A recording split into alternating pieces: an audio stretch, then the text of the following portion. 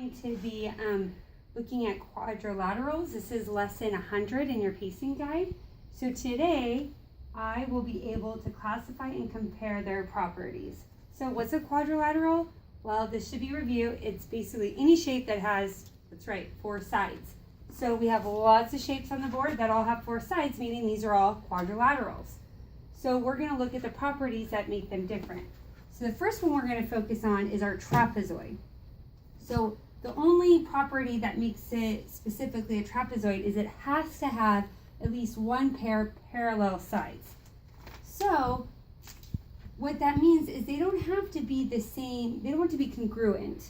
And let's write that word on the board, congruent. Congruent.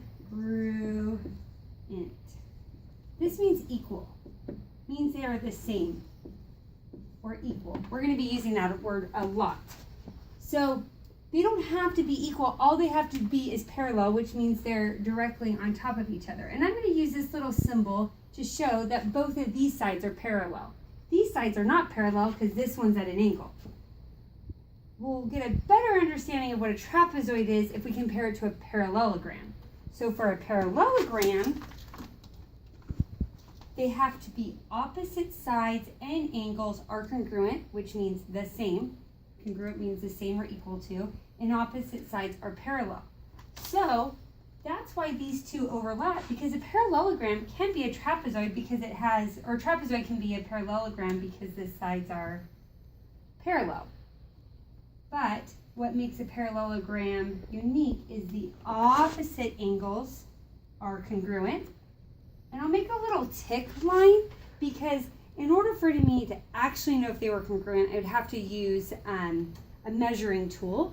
But what we do in math is we make these little symbols to show that they are actually congruent.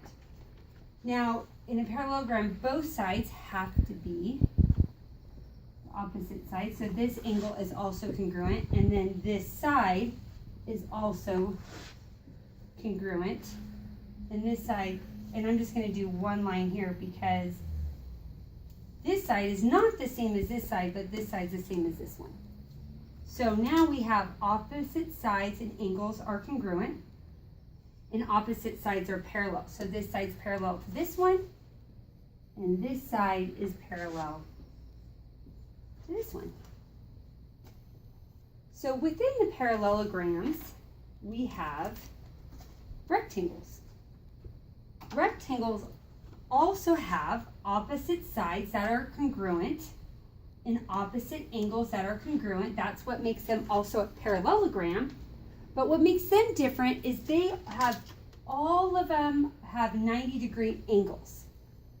And in geometry, if we make this like little square within, that tells us, without using a measuring tool, that this indeed is a right angle, which is how many degrees? That's right, 90 degrees. So that's all that a rectangle needs to have. Now, in order for it to be a rhombus, the angles don't have to be 90 degrees, but what they do need to be is the sides have to be equal. So it's basically like a square that's been tilted. So all the sides are equal, but if you notice, the angles on these are obtuse angles. They're over 90 degrees. That's why it can't be a rectangle. But within this is our square. And the square is basically a rhombus and a rectangle because it has, let me get my green, it has 4 right angles. And it also has 4 congruent sides. So that's why it's in my rhombus and rectangle club. So there you have it. You can rewind and review. That's the great thing about video. But these are our quadrilaterals.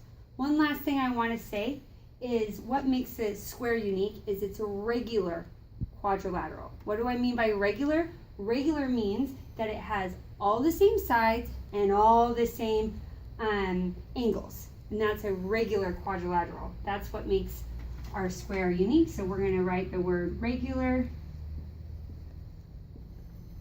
Great job. Today we classified and compared the properties of quadrilaterals. Have a great day.